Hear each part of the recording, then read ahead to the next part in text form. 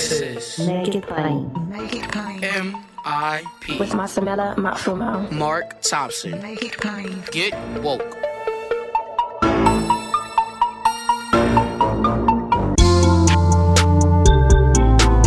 God bless you. Get woke. Folks, MIP is now COVID-free, meaning free to all subscribers as we navigate this pandemic. We're thinking about everyone, and we've got to get through this together. So for a limited time, no fee to subscribe to Make It Plain on your favorite podcast app.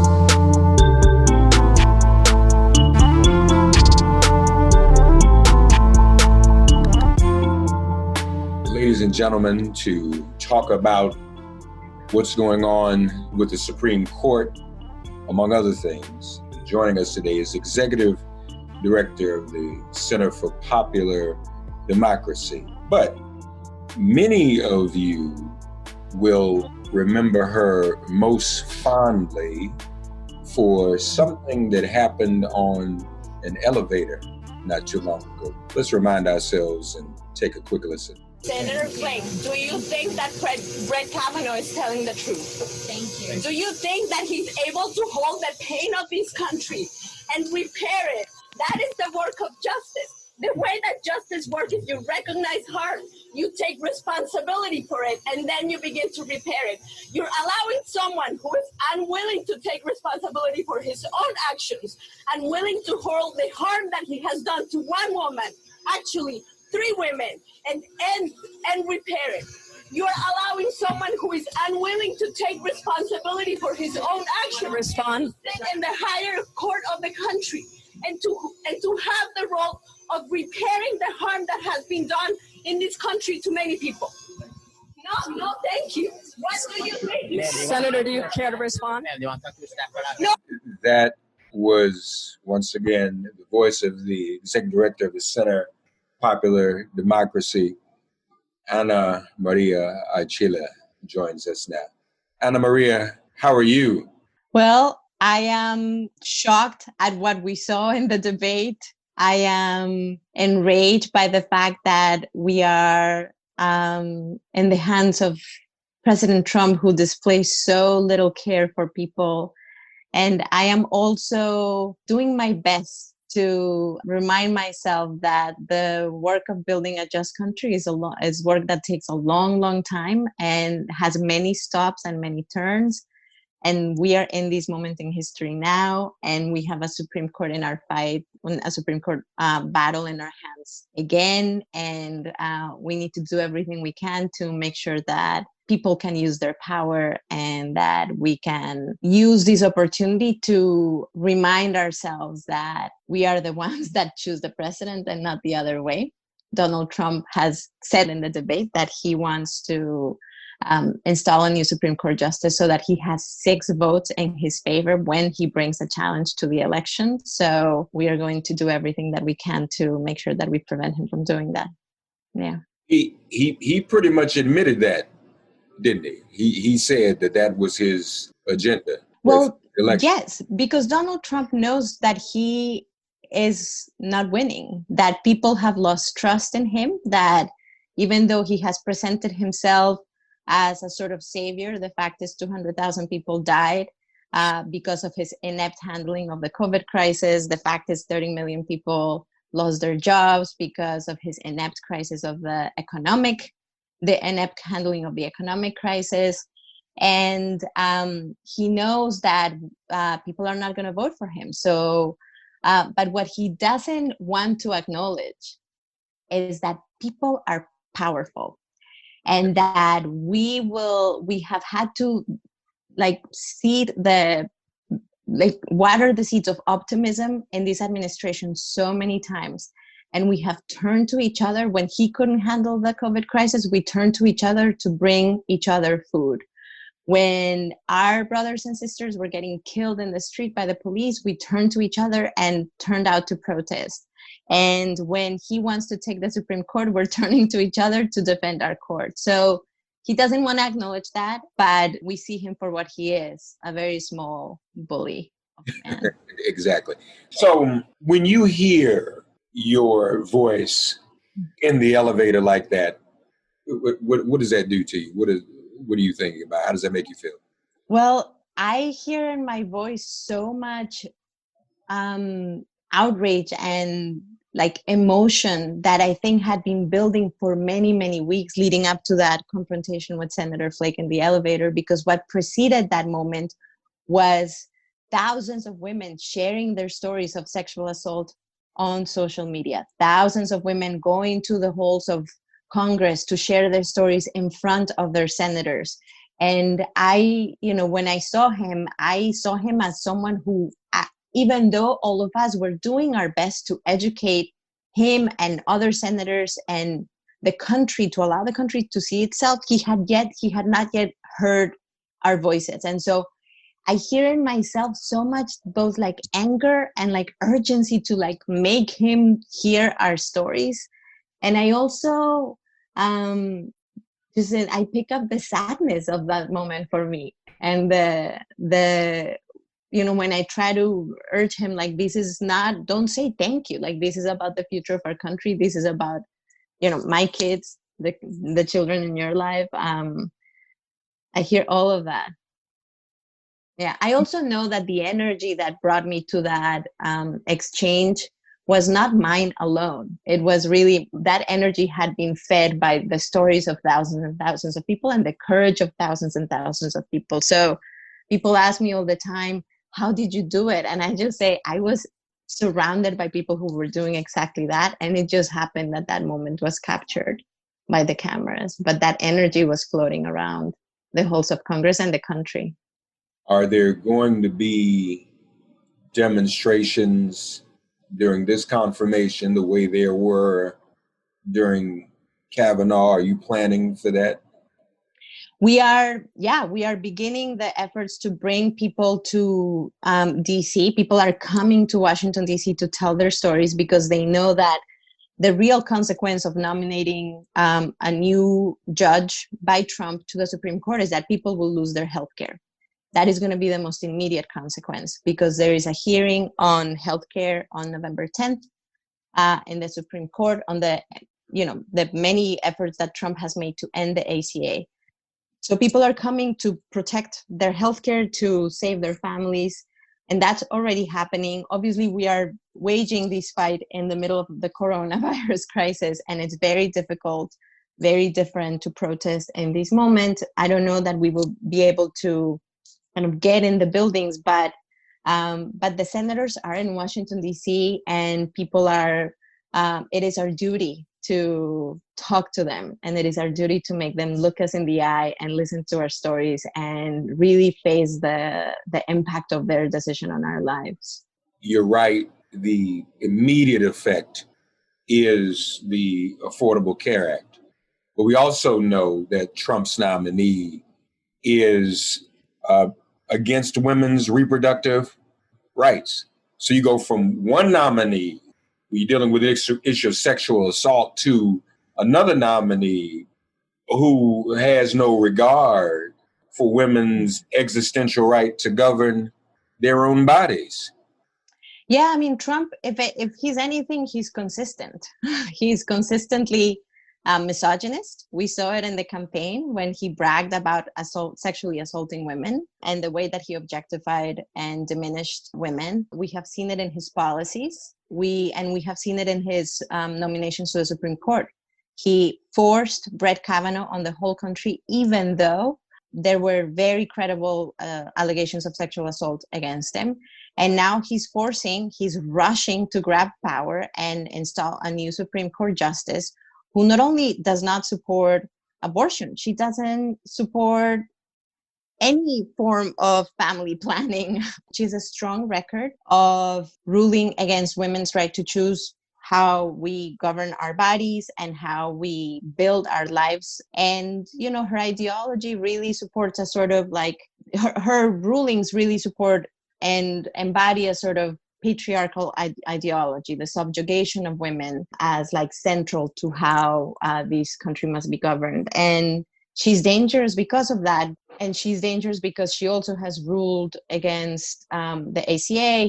She has very bad decisions on the rights of immigrants and many other things. But really, we need to see these moments for what it is, which is Trump knowing that he can't win the vote and trying instead to go around the people to install himself in office. And I want to remind people that the thing that has slowed down Trump's barrage of attacks against our communities have been people on the streets, people protesting, people, yelling at a senator in an elevator, people marching and, being part of the largest civil rights movement in a generation. And it will be us who not only stop him on election day and election season, which is already started, but also prevent him from staying in office. And so we have to kind of organize ourselves around the idea that we are powerful, that we are actually confronting a bully. We're not confronting someone who is a strong man. And we need to nurture each other's power and energy so that we can stay the course through inauguration. We are finding too, aren't we, that a majority of Americans feel the next president should pick the Supreme Court nominee. And if that's true, I mean, we know it's true, that's what's in the polls. Mm-hmm. I mean, hopefully that will translate when people vote, right? When people get out to vote, they'll vote in that fashion, and there's no way he can win. That's right. I mean, so Trump does many unpopular things. He specializes in doing things that the public doesn't want. And this is one of those. He is insisting that he has the power to install a new Supreme Court justice, even though it is deeply unpopular, and it is not working. He's doing it because he, as a last effort to get more votes, and it's not working. There are stories about how this is not working in Pennsylvania. It is not working in Arizona. People don't really, they see through him.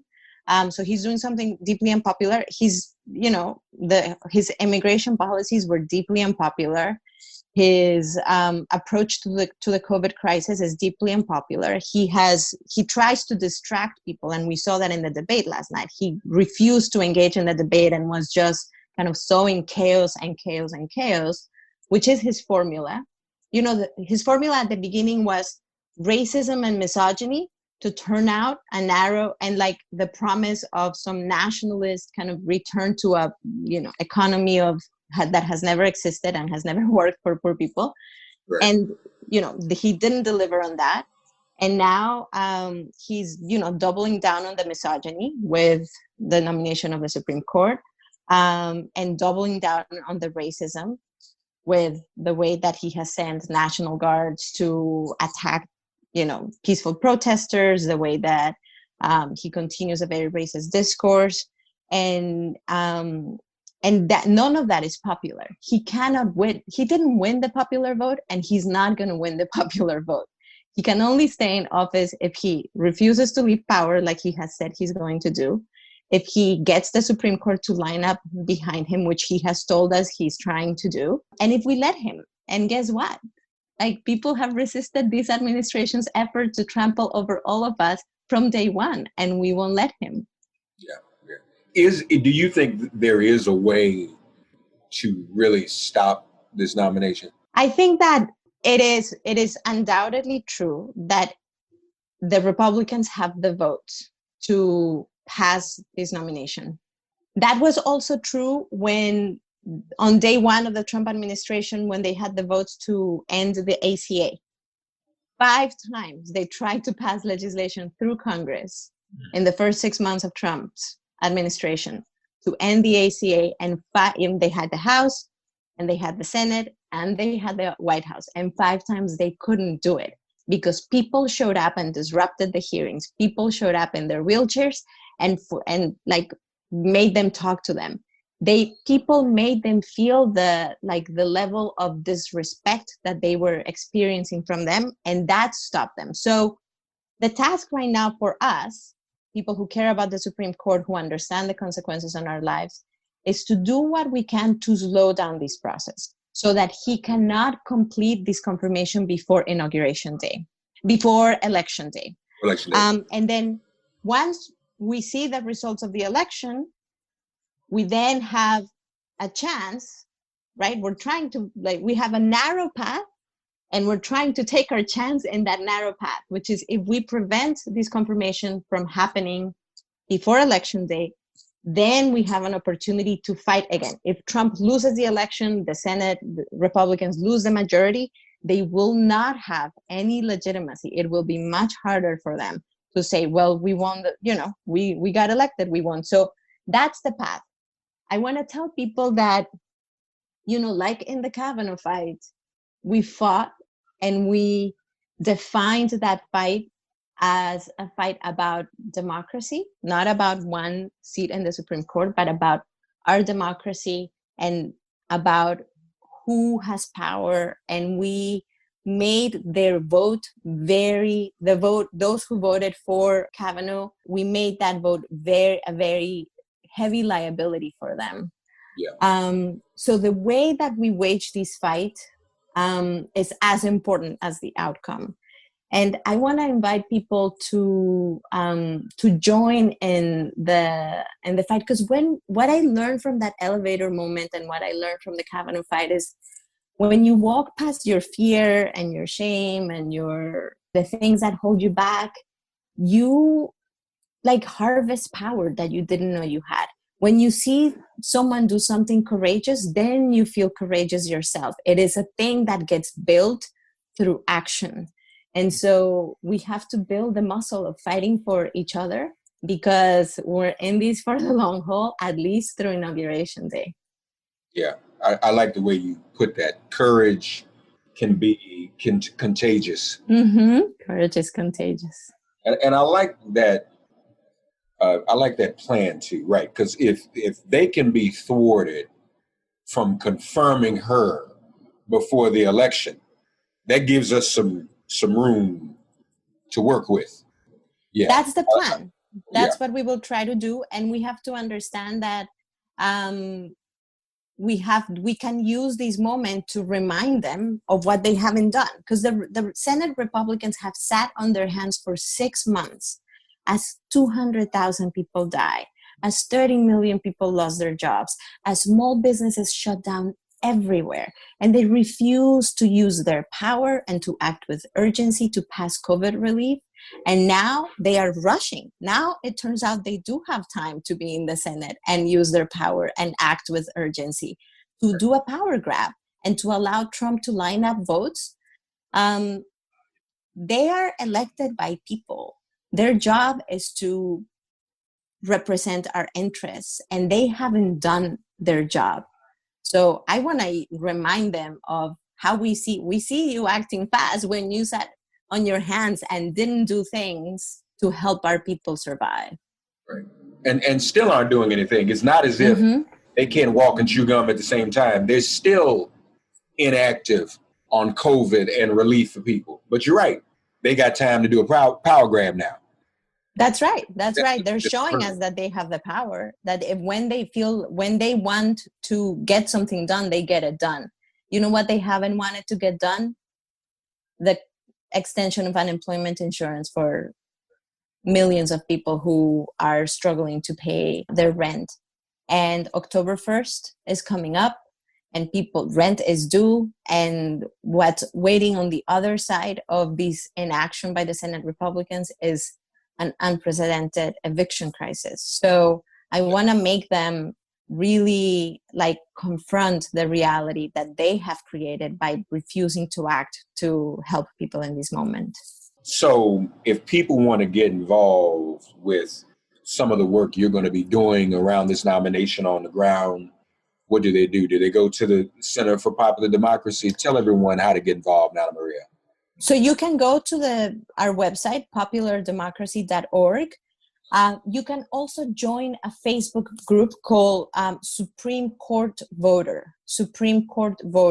That Facebook group has a lot of activists who are everywhere across the country, who really are moved by Ruth Bader Ginsburg's legacy, but also who understand that it is up to us we are all we got. Like, we have to stand up for one another. And it is a space to find community and also to get all the information about the actions, the opportunities to take action that will happen over the next several weeks.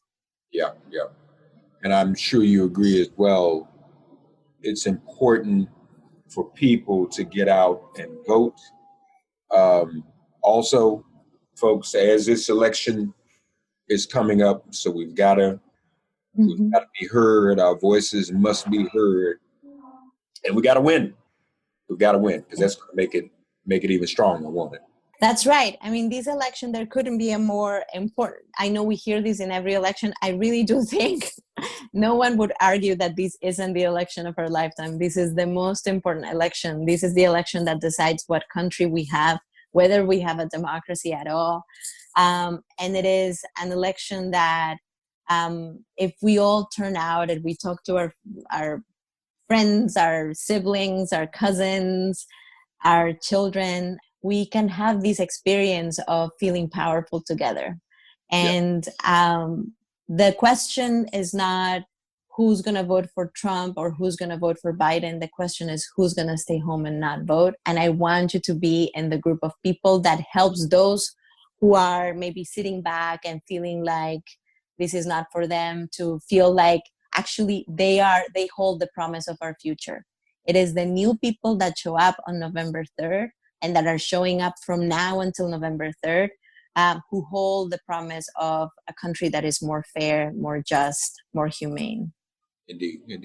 Maria Archila, our very special guest, populardemocracy.org, and on Facebook, Supreme Court voter. Folks, don't just get ready, get involved. We're going to see this go down in Washington, D.C. Don't meet us there, beat us there. We want to be heard. We want to be seen. We want to mobilize. We want to slow this process up. We want to hold this process accountable. Don't let them just get away with this. All right? So please get involved, everyone. Ana Maria, it's so good to talk to you. And your courage, your courageousness is inspiring. We so appreciate you. Okay? Thank you for joining us. Thank you so much for having me here. All right. Take care. God, you are our refuge. Send our ancestors to guard our doors. Cast out this virus from our communities and our bodies. Heal, bless, and protect everyone listening and their loved ones.